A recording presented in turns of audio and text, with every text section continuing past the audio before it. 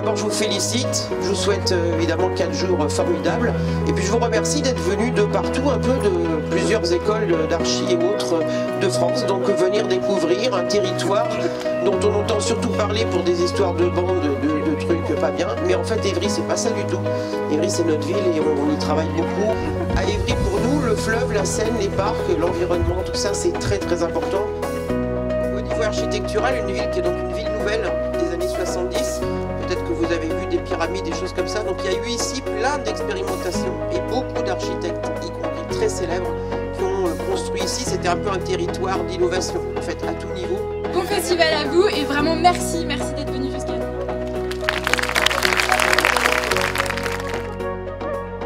Bellastock, ça existe depuis 2006.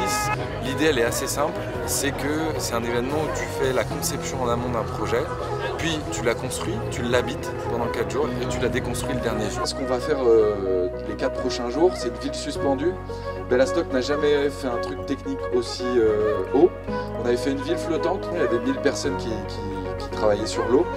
Là, vous allez tous être dans les airs. Déjà, j'espère que vous avez vos casques, mais on y reviendra.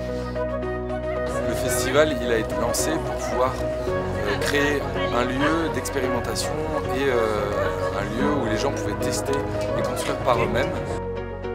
Une fois qu'on a choisi un thème de construction, on va le décortiquer, on va l'analyser, on va ramener des spécialistes dans les écoles pour pouvoir nous expliquer un peu les tenants et aboutissants. Et cette année, on est parti sur l'architecture et la forêt.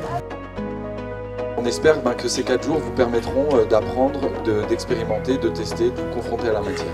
Et quelques chiffres sur l'événement, vous êtes 530 participants, il y a 100 staff. Dans le staff, vous verrez qu'il y a 28 encadrants, ils sont 2 pour 40 d'entre vous.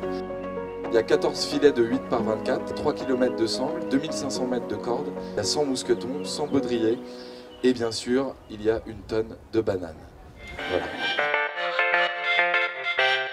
Donc Disco Soup, c'est un concept qui existe depuis mars 2012. On s'est inspiré de ce qu'avait testé Slow Food lors d'une manif contre la malbouffe à Berlin. On fait à bouffer pour Bellastock depuis 6 ans. Tous les ans, on va à Rungis, on va dans les supermarchés locaux et on arrive à avoir plusieurs cagettes diverses et variées, mais aussi souvent des quantités assez phénoménales. L'objectif, c'est que tout à chacun puisse facilement avoir les ressources, que ce soit matériel, social, pour organiser facilement des événements où on récupère des invendus et on les cuisine.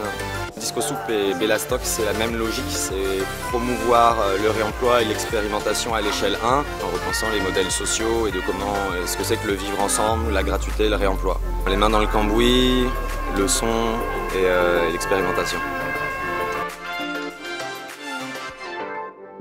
So we are here at Bellastock, SimCity 2018.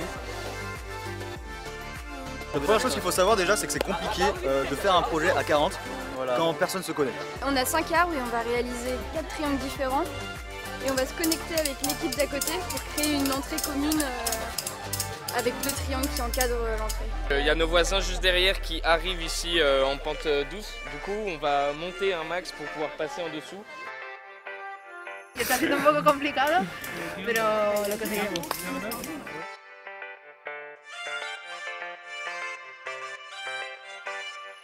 J'espère qu'ils vont pas s'endormir sur leur laurier, mais pour l'instant, ça bosse, ça gonfle, c'est cool.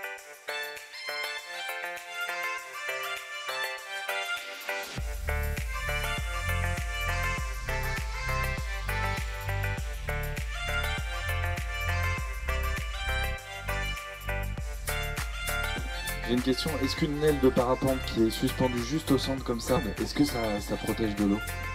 Il faut bien tendre les barrages de parapente, puisque du coup, plus elles seront tendues, plus elles aideront l'eau à couler et glisser dessus.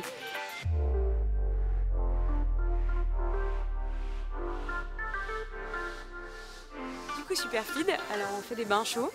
On est autour de l'eau et du rapport au corps dans l'espace public. Donc là, on a des bains chauds, mais on construit aussi des saunas et des hammams. L'idée, c'est de pouvoir prendre un bain ensemble. Donc, le bain, c'est souvent un luxe. Et là, on peut prendre un bain dehors avec ses copains. Et donc, on les chauffe avec une machine qui est construite artisanalement, chauffée au bois.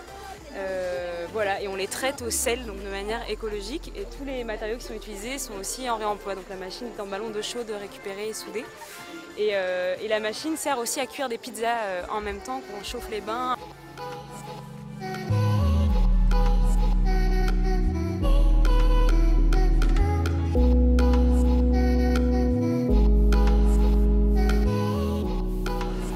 Un peu la teuf vers là-bas, avec une trompette, une batterie improvisée avec des bambous. Ça a duré jusqu'à 4 heures.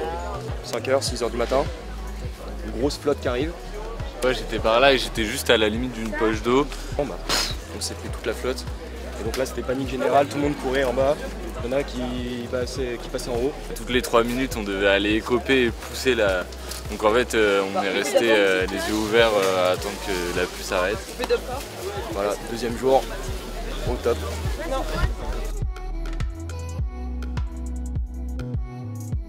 Le troisième jour, c'est le temps d'ouverture au public. Il est très important puisque c'est une volonté de Bellastock de faire découvrir le monde de l'architecture à un public large.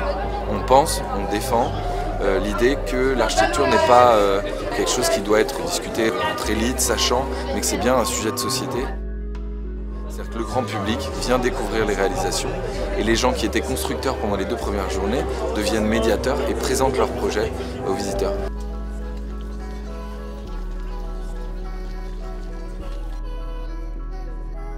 Ça fait du bien de se balader et j'imaginerais que j'habite ici.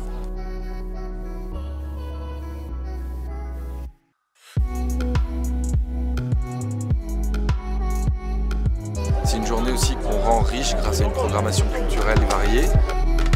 On utilise tous les types d'expressions, on mélange à l'architecture et puis le samedi soir on inaugure cette ville.